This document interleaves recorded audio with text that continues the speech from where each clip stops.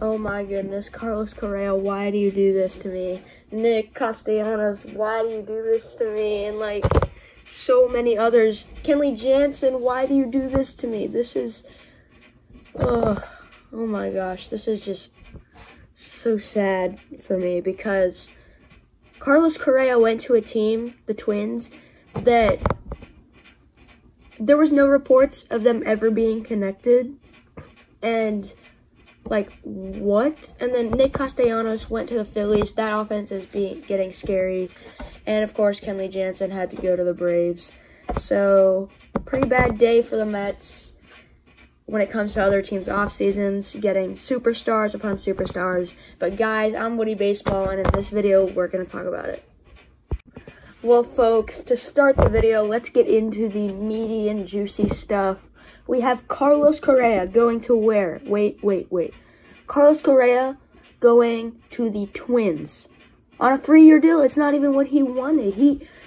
It's a 3-year deal worth $105 million. I understand that that's an extremely high AAV, but that's not even what he wanted. And the Twins weren't even connected to him in the first place. So it's a very confusing deal. But we're going to talk about it because that's what this channel is about, talking about deals and trades and everything like that. So, at about 1:05 a.m. yesterday morning, news broke that Carlos Correa had signed with the Twins on, a 3-year deal worth $105 million. And I get that that is about a $36 million AAV. If I'm wrong, somebody fact check me. But, like, come on, man. Because the Orioles had a better offer than that. Seriously, the Orioles. They offered about a $315 million deal for 10 years. And I know that that's a little bit less AAV, but it was the length that you wanted and everything like that. And I'm not marking down the move by the Twins. Absolutely amazing move by the Twins because they got rid of Isaiah Kiner-Falefa. They didn't know who they were going to get back. And then they signed Carlos Correa. And that left side, Carlos Correa, Gio Urshela. That's looking scary. And then the right side, you have Jorge Polanco and Miguel Sano. So that infield is set. I really think, you guys remember when I had the Twins 7th on my, seventh on my power rankings? That's why. I knew they would make something happen this offseason. And they have. They signed Carlos Correa for 3 years, and what a move by the Twins. Nobody saw this coming, but, like, the more I think about it, the more I like it, because, like, they didn't have a guy to play shortstop. They had a third baseman in Gio Urshela. They had their second baseman in Jorge Polanco, but to get a guy that plays shortstop in Carlos Correa, great move by them, and what a under-the-radar sneaky move, because he wasn't even connected to the Twins. Like, there was nothing between them. And then that happened, and what a move by the Twins. What a blockbuster deal by Carlos Correa. And I do still have some questions, but I stated those earlier, so let's move on. Alright, folks, so let's get into the Nick Castellanos signing of the Phillies, because the Phillies signed Nick Castellanos on a 5-year, $100 million deal. And honestly, I really like this move by the Phillies. I mean, it doesn't help anything with their defense because that defense is horrendous. But to booster that offense, what a move by the Phillies, because they are starting to look pretty scary and they are starting to be contenders for the NL East. Because, I mean, getting Nick Castellanos, they already had Bryce Harper. They picked up Kyle Schwarber. And they already have a ton of nice offensive guys. I really like what the Phillies can do.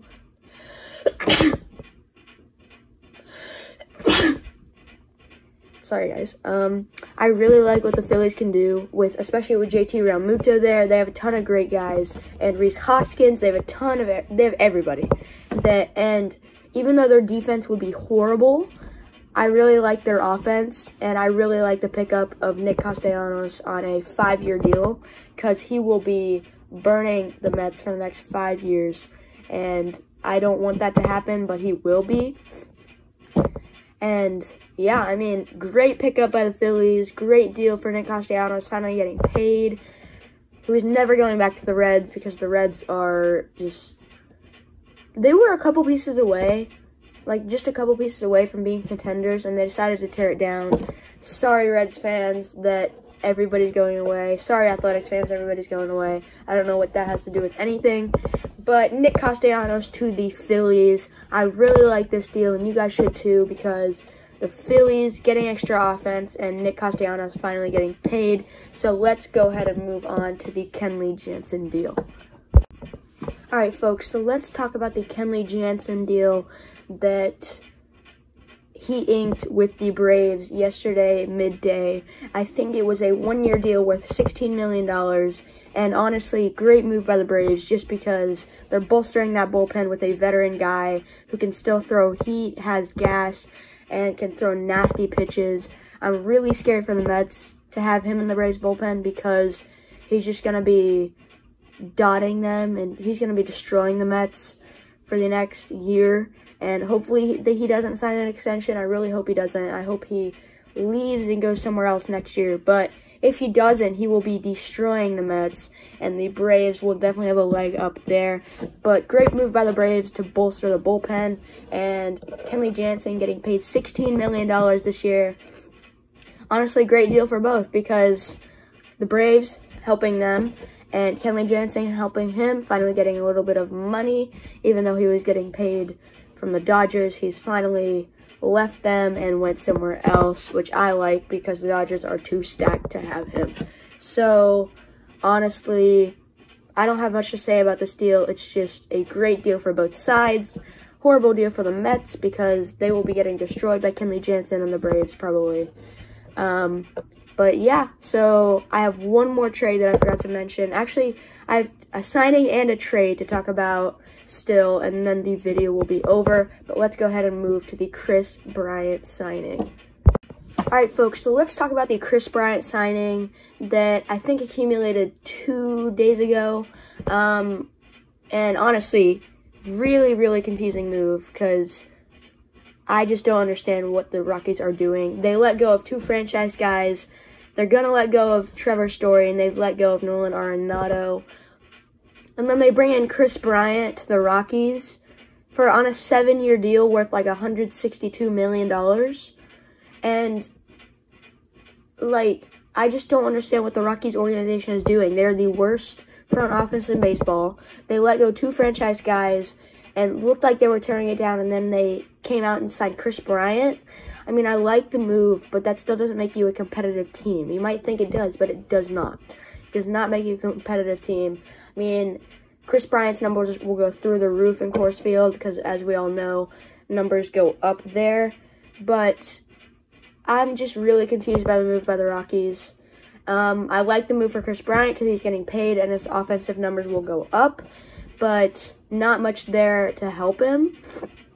And the Rockies' worst front office in baseball, I've said that twice now because they are. I have no idea why they traded away Nolan Arenado and $50 million. They were like, here, we'll give you money to take him. And now they're going to let Trevor Story go unless they somehow have some blockbuster deal with him. But he's done there. Now they signed Kris Bryant, and that does not make you a competitive team. Really confusing deal by the Rockies. Not a good deal for them. Great deal for Kris Bryant because he's getting paid $160 million over the next 7 years. So, and guys, last trade we have to talk about. This one accumulated a week ago. This one is Matt Olson going to the Braves. Well, folks, I said we had one more to talk about, but I forgot about Freddie Freeman because whenever you think of the Braves, you think of Freddie Freeman. So let's talk about Freddie Freeman signing a $160 million deal with the Dodgers for 6 years. And boy, oh my gosh, that team was already over the roof, over the top. Now the team is just like, no. Because, I mean, I really like the deal for both sides, but let me explain to you guys why. They're still an amazing team, like best team in baseball by far. There's nobody that contends with that.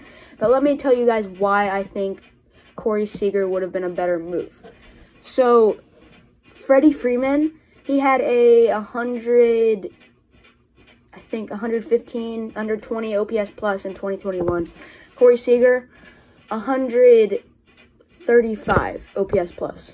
And then when you go to home runs, Freddie Freeman had about 30. Corey Seager, I think, one-upped him there like 35 or something like that. Something crazy. So Corey Seager, I think the reason they didn't bring him back is because they knew they could get another star and because he gets injured way too much. I don't think they're better now than when they had Corey Seager, but Freddie Freeman to lock down that first base position, what a great move. They now have, like, just not a not fair team. When A.J. Pollock is your 8 or 9 hitter, then that's really scary. But then you've accomplished something too. So Freddie Freeman, great move to the Dodgers, finally getting paid. I was really surprised to see him go from Atlanta, but let's talk about the Matt Olson trade to Atlanta. All right, folks, the final trade we're going to talk about is the Matt Olson trade, and I was so surprised to see this because this just lit everything up. I think this was really the thing that made everything else, all the dominoes fall. This was the first domino to go down for, like, mega superstars getting traded and signed, but oh my gosh. Matt Olson, the trade and the extension in 2 days in a row.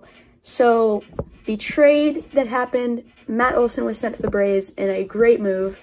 And the Braves got, the Athletics got Christian Pache, #1 prospect, Shea Langoliers, and 2 other pitching prospects that were very high. And that was just a complete prospect dump by the Braves. Great move by the Athletics, I think. Even though they lost Matt Olson, they are going to be set with Christian Pache in center and probably Shea Langoliers at catcher. And those 2 pitchers are really good. So, great move by the Athletics. Great move by the Braves. But now let's talk about the extension that he signed into 2029.